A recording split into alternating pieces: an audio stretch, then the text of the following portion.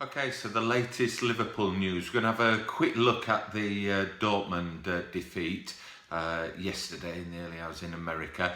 And we're also going to have a look at some latest transfer news. One potential in, one potential out, and also some news about Mo Salah. He seems to be hitting the headlines again. So we'll start with the Dortmund friendly. Now, not going to get too excited or upset about a defeat to Dortmund.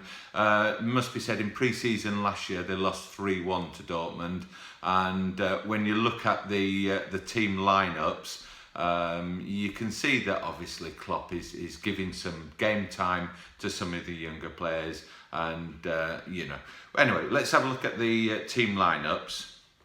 So Mignolet in goal, Klein, Matic, Gomez, Larouci at the back, Oxlade-Chamberlain, Fabinho, Milner midfield, and then we had Wilson, Auriga and Kent up front. So it wouldn't be your typical starting 11.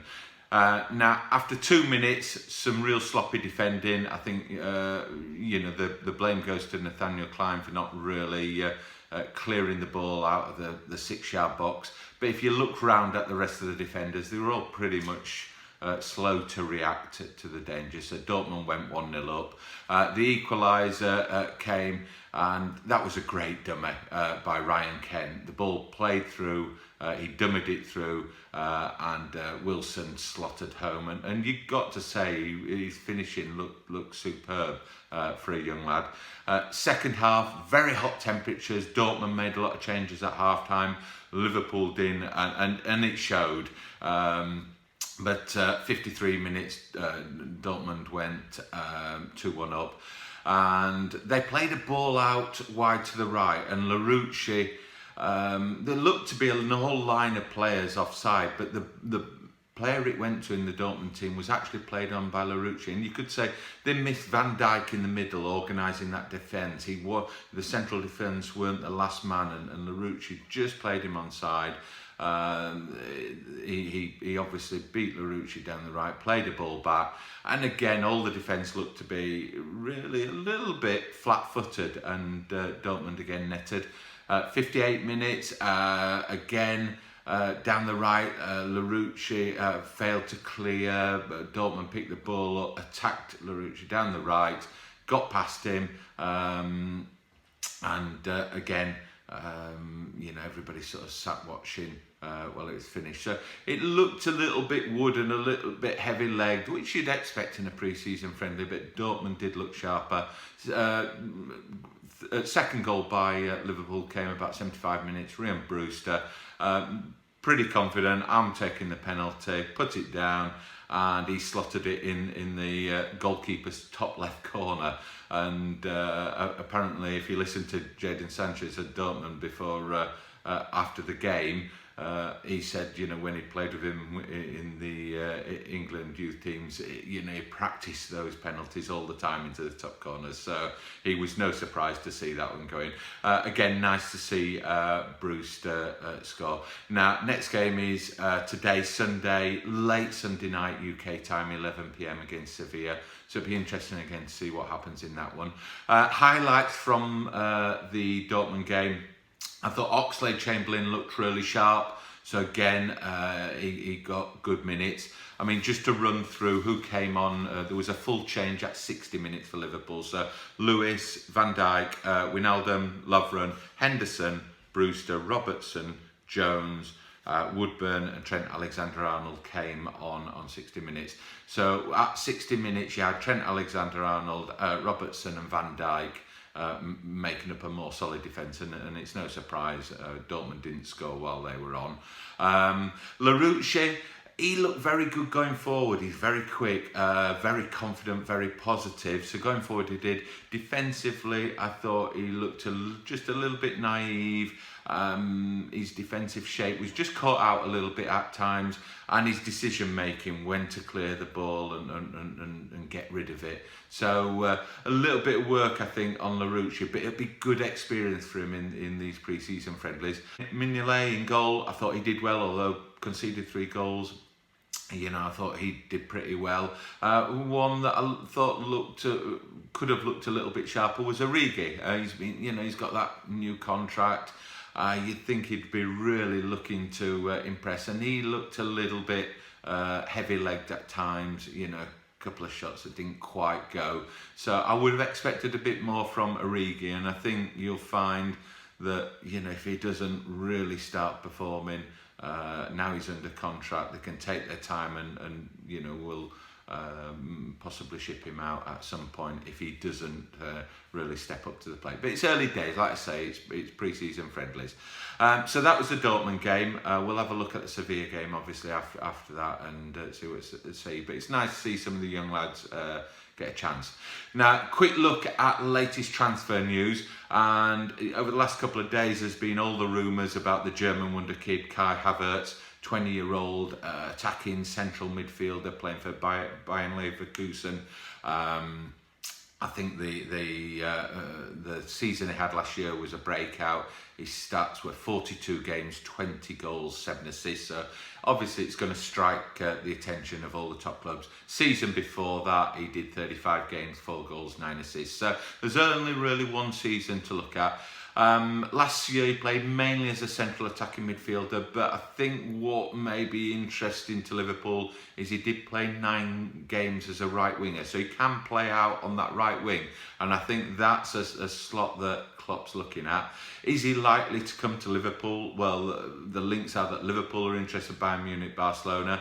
It's all come from a German media outlet, Bild, who was suggesting that Liverpool are keen and interested at him, but really it all emanates from him doing a press conference, the player, and just talking generally about his progress so far with Bayer Leverkusen, where he sees his future, and he sort of intimates that at some point he will look to move on. And all the talk is that he'll go to Bayern Munich, but he's sort of suggesting that he's prepared to look at foreign clubs. But in that same interview, he spent an awful lot of time talking about Bayer Leverkusen and saying, there's a real exciting season ahead and a lot of work to do, and he sees it as a real good 12 months ahead of him in Germany at Bayer Leverkusen. So I'll be amazed. Incidentally, the price they're talking about, they're putting on his head, is 90 million. So one season, 20-year-old, there's lots of reasons to look at him. 90 million, I don't really see that happening. I do potentially, if he gets another really good season under his belt or a start to the season, if Klopp isn't happy with his squad, then he's the sort of guy that he could look at again in January or next summer. So that's Kai Havertz.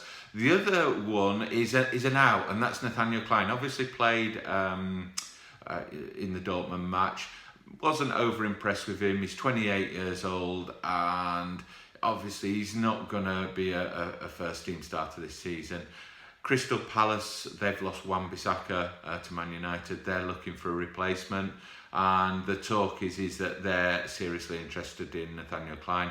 I think in terms of price, looking at the likes of Kieran Trippier from Spurs moving abroad for 20 million, Delph leaving Man City for 10 million, you're probably going to be looking at the 10 to 20 million price bracket. Would Liverpool let him go? Because I think he is obviously their backup right back. Difficult one. Interested to see what you think in the comments. I'd be inclined to keep him, I think. I don't think Liverpool are in any dire need to cash in with 10, 20 million for a player that has still got, a few good years left at him. But again, as with any player, if they're not happy and they want to move on, then I could see Liverpool selling him for that sort of figure. And the last bit of news is Mo Salah. Now, lots of rumours about him going to be leaving and players coming in to replace him this year and all sorts of gossip. And I think there will be players, and these rich Chinese clubs are obviously got their eye on big players to bring in and promote their league. But it looks like Liverpool, the Sun have reported that they're in negotiation to offer him an increase on his contract. He only arranged a new one last summer up until 2023. But there's talk that he's going to be offered, I think, £430,000 a week.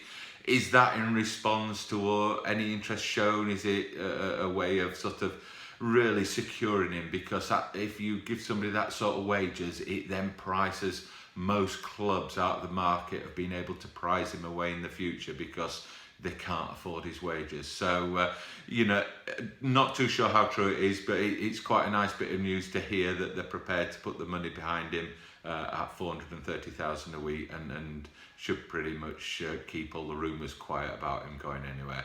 So that's all the latest news for Liverpool. Like I say, don't read too much into the Dortmund game. They lost to them last season in a pre-season 3-1.